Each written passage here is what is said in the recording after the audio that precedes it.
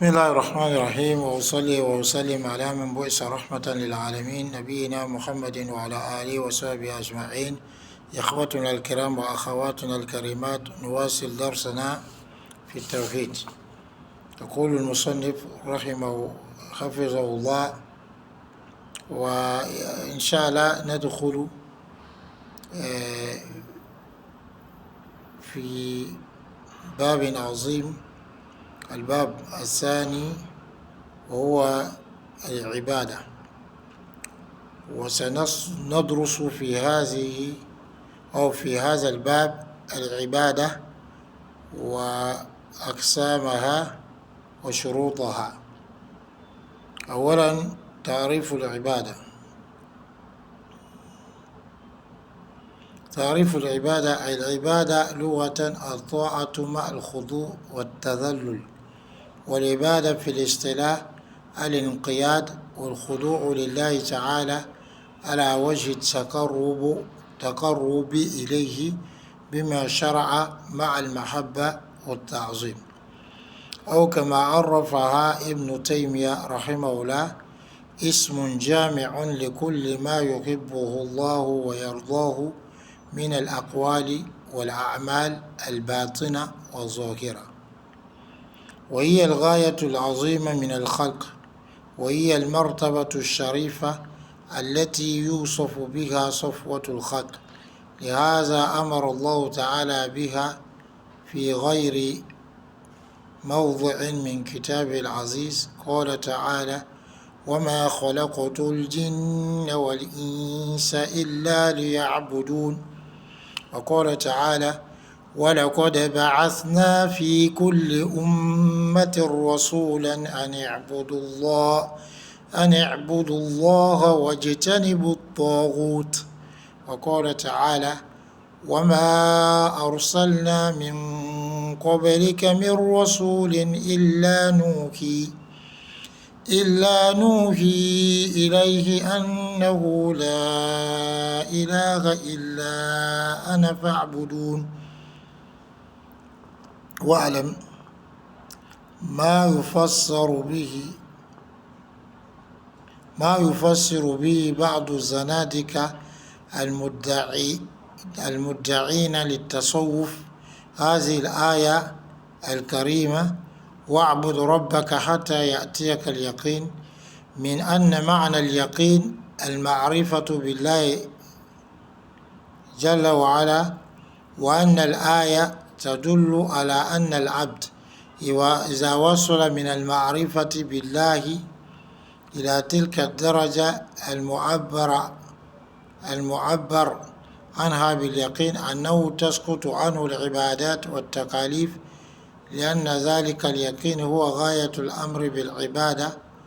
قال الشنقيطي: إن تفسير الآية بهذا كفر بالله وزندقة وخروج عن ملة الإسلام بإجماع المسلمين، وهذا النوع لا يسمى في الاصطلاح تأويلا، بل يسمى لعبا. انتهى. ولقد كان النبي صلى الله عليه وسلم وهو سيد الخلق وسيد العابدين عابدا لآخر لحظة في حياته، ولو كانت تكاليف الشريعة تسقط بالوصول لمرتبة معينة لكان النبي صلى الله عليه وسلم أولى الناس بذلك. Alhamdulillah, chers frères et sœurs, nous louons Allah subhanahu wa ta'ala. On le remercie également pour ses grâces. On lui demande d'accorder le salut et la paix à Mohammed sallallahu alayhi wa sallam, à sa famille. Nous abordons aujourd'hui le chapitre 2 sur l'ibada, c'est-à-dire l'adoration. Alors, dans ce chapitre, nous allons voir c'est quoi l'adoration, les types ou les différentes formes d'adoration et les conditions de l'adoration. À présent, la phase introductive s'intéresse à ce qu'on appelle Ta'rif al-Ibada, la définition de l'Ibada, de l'adoration. Al-Ibada, L'adoration dans la langue arabe, c'est at-ta'a ma al-khudu wa tazallul. C'est-à-dire, c'est l'obéissance avec la soumission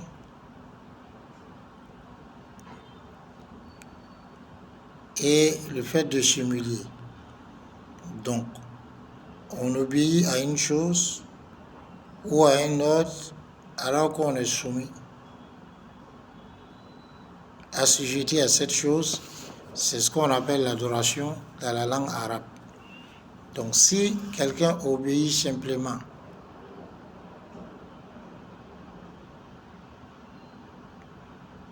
sans être soumis, donc il obéit par contrainte, ce n'est pas une adoration. Si quelqu'un également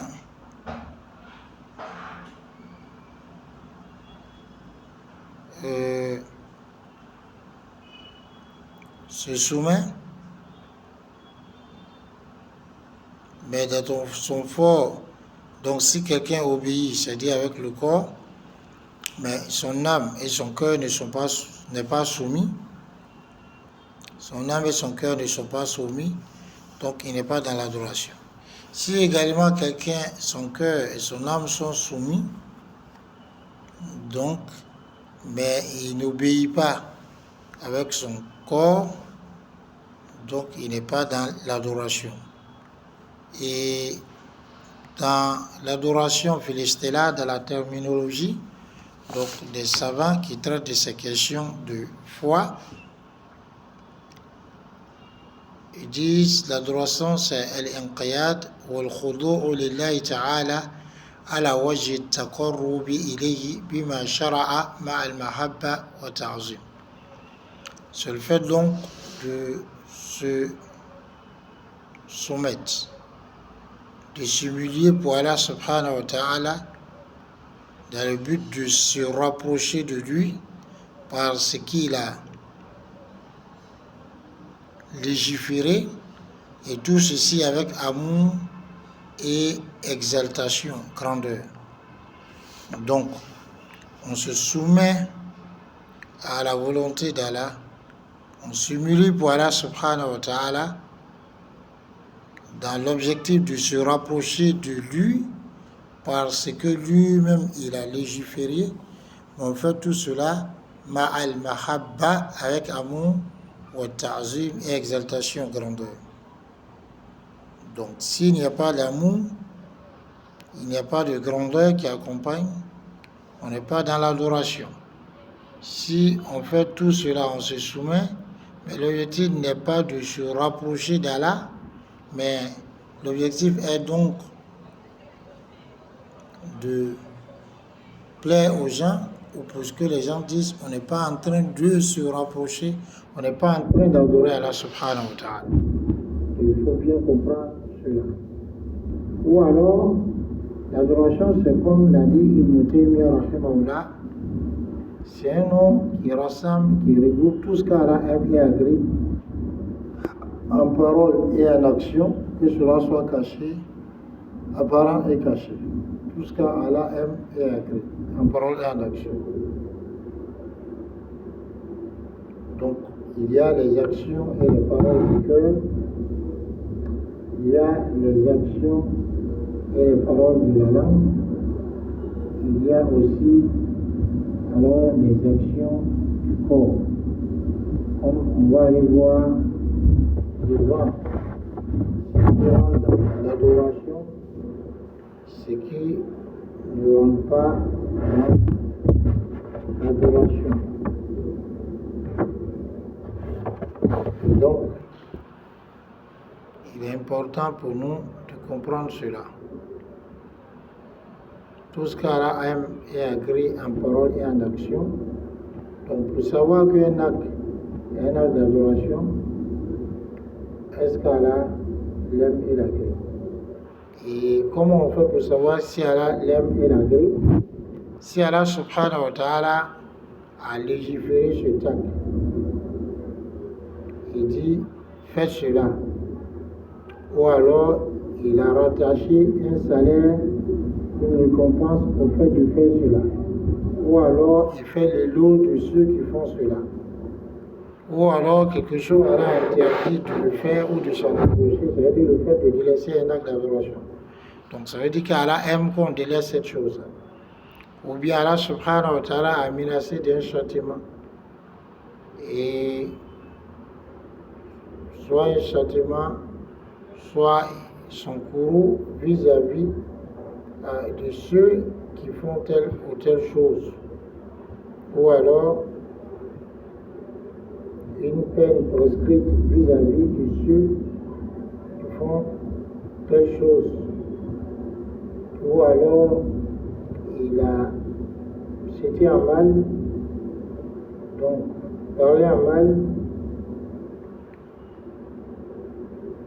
dénigrer ceux donc qui font ces choses, alors on saura que le fait de délaisser ces choses-là, donc de ne pas les faire, c'est que Allah aime cela et cela constitue une adoration. Voilà pourquoi le musulman, dans sa conception des choses, alors même dans les choses qu'il délaisse, comme ils sont interdites, l'objectif doit te plaire à Allah de se rapprocher d'Allah. Mais on ne délaisse pas le vol et la zina, la fornication et l'adultère, parce que alors cela va jouer sur notre réputation. C'est clair que si on le fait, on tombe dans cette petite, ça joue sur notre réputation. Mais non, c'est pas seulement pour préserver notre réputation qu'on le fait, mais on le fait pour pouvoir plaire à Allah subhanahu wa ta'ala. C'est très important. Allah dit, et donc, cette adoration-là, c'est l'objectif le plus grand pour lequel Allah nous a créés. Et sur le niveau glorieux par lequel Allah subhanahu wa ta'ala alors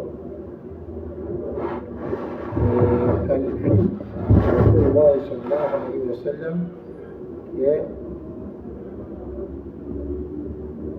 dans beaucoup d'endroits. Quand il dit Subhanallah asra bi abdihi layla min al-masjid al-haram.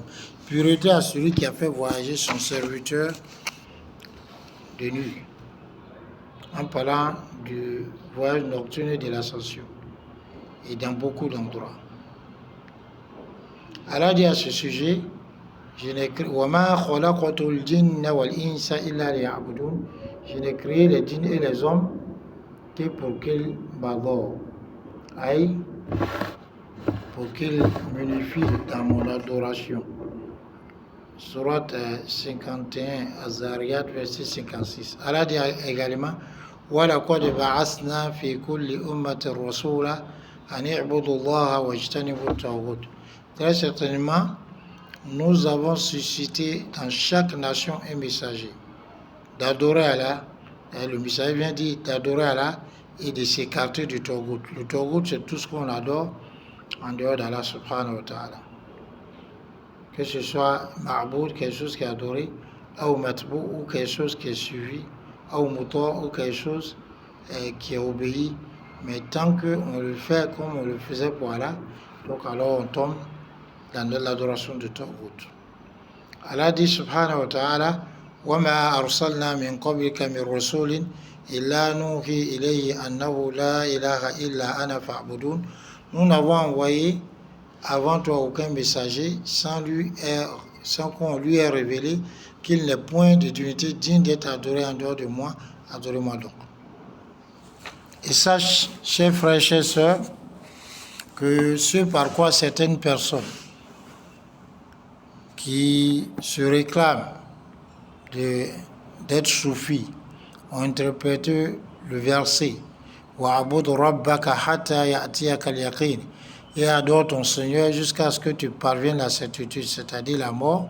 Surat 15, elle risque du verset 99, ce par quoi ils ont traduit, en disant que le sens de la certitude ici, c'est le fait de connaître Allah, et que le verset indique que le serviteur, lorsqu'il atteint la connaissance d'Allah à ce niveau donc qui est cité dans le verset, qui est donc qu'on a dit on a appelé yaqin, que les actes d'adoration et tout autre, les prescriptions divines, il devient exempté de cela, et que ce yaqin, cette certitude, c'est l'objectif pour lequel alors on nous a ordonné d'adorer Allah. Sache que l'imam Cheikh Al-Shanqiti dit, rahimahullah, le fait de faire l'exégèse du verset, c'est-à-dire, et adore ton Seigneur jusqu'à ce que tu parviennes à la certitude. Par cela, par ce sens que des gens qui prétendent être soufis donnent, c'est de la mécréance vis-à-vis d'Allah. Ça, c'est quelque chose donc qui fait sortir de la religion de l'islam à l'unanimité des musulmans. Et cette façon d'interpréter, on ne l'appelle pas dans la terminologie donc des savants ta'wilan, c'est-à-dire une interprétation, on appelle cela l'a'iban, de l'amusement. Intaha, fin de citation. Et Rasulullah sallallahu alayhi wa sallam, bien qu'il soit le maître des créatures, le maître de ceux qui, le chef des créatures, le chef donc de ceux qui adorent Allah subhanahu wa ta'ala, il adorait Allah jusqu'au dernier moment de sa vie. Et si les prescriptions divines, les prescriptions donc de la charia, quelqu'un devait en être exempté pour avoir atteint un niveau précis, alors le prophète sallallahu alayhi wa sallam serait celui qui serait le plus à même donc d'en être exempté, puisqu'il est meilleur que tous les hommes et que toutes les créatures, comme certains savants l'ont dit, car on nous accorde la bonne compréhension qui nous aide à comprendre le sens de l'adoration et à l'adorer de la façon qui va le rendre satisfait de nous. On va, Inch'Allah, dans les cours à venir, voir les types d'adoration et voir les conditions de l'adoration, car Allah nous accorde la bonne compréhension. Assalamu alaikum wa rahmatullahi wa barakatuh.